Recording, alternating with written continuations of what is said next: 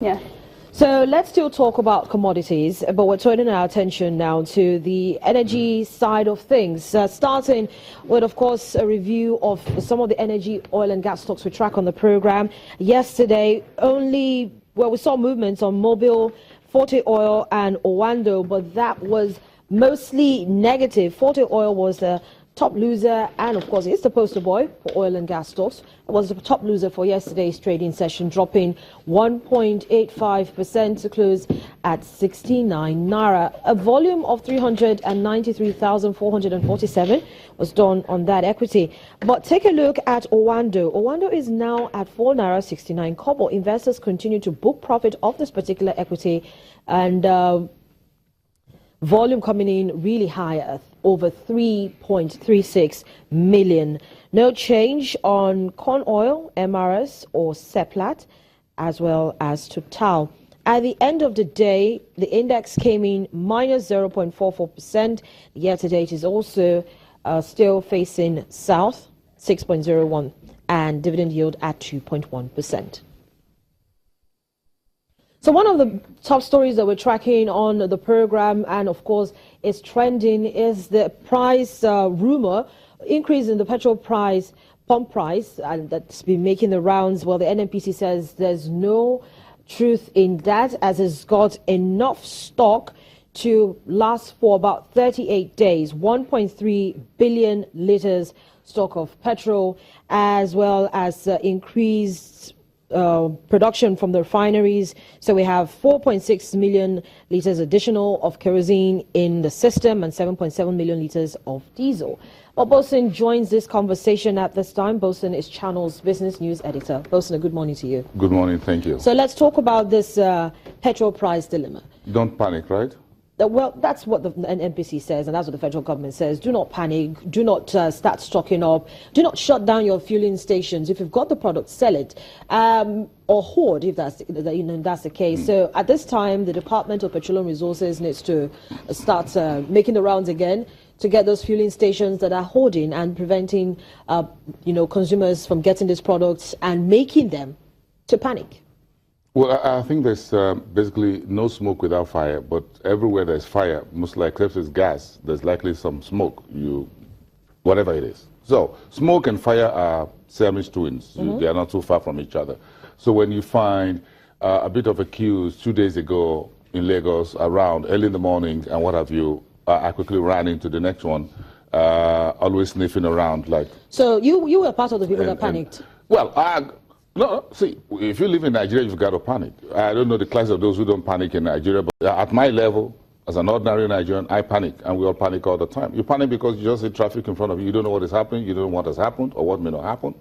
So you just panic. Then there's petrol or whatever, you just panic. Then you get to the airport, you panic to go and buy a ticket because you're not sure whether the flight will be delayed or not. We all panic every day, and that reduces our lifespan. It makes us old when we are stressed up. So we need to fix this country in a manner that will reduce the panic mode, especially those of us who are in the urban areas. But then you see, you get this assurance from the authorities. The authorities, those who are supposed to know how much of stock we have. I've seen this kind of statement, Harriet, for the last 5, 10, 15, 20 years or more of my life, and people still panic because do we believe what we're seeing? Yes. Do folks decide not to believe? Maybe. Do we take it half pinch of salt? Maybe.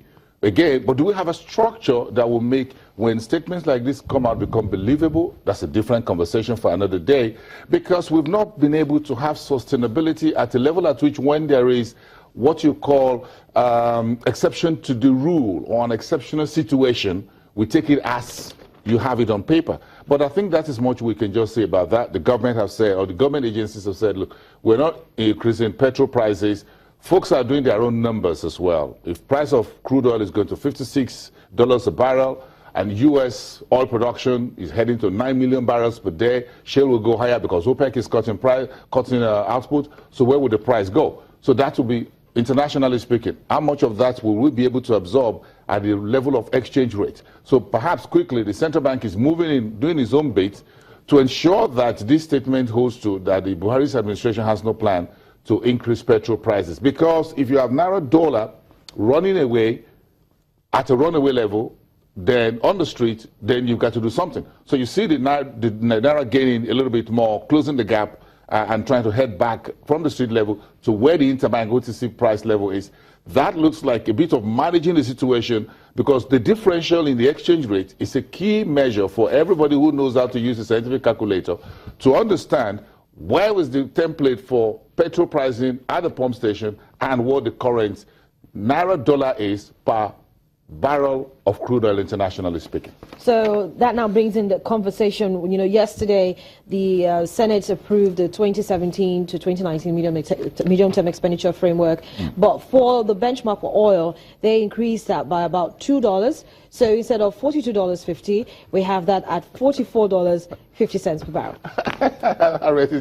It's just a conversation for the social media. But again, this is Channels Television, of course this is not social media. But it's very interesting conversation that as soon as oil prices recover, the legislature just moved up the benchmark, which therefore confirms what folks on social media is always saying, that look, once Nigeria gets comfortable with oil prices, we're going to go back to our old ways. So having it at $42.50 is not realistic. We should leave it at $42.50. Some analysts will tell you, let's do 45 perhaps, because we are hopeful that prices will stay steadily good in 2017.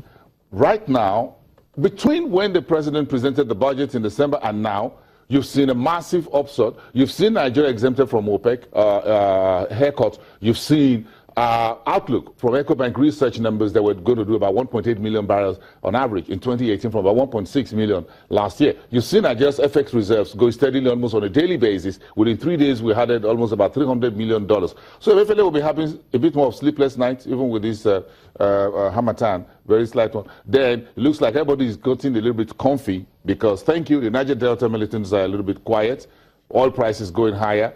Crude oil production is getting steady. So what makes it impossible for us to just raise the benchmark to 44.50?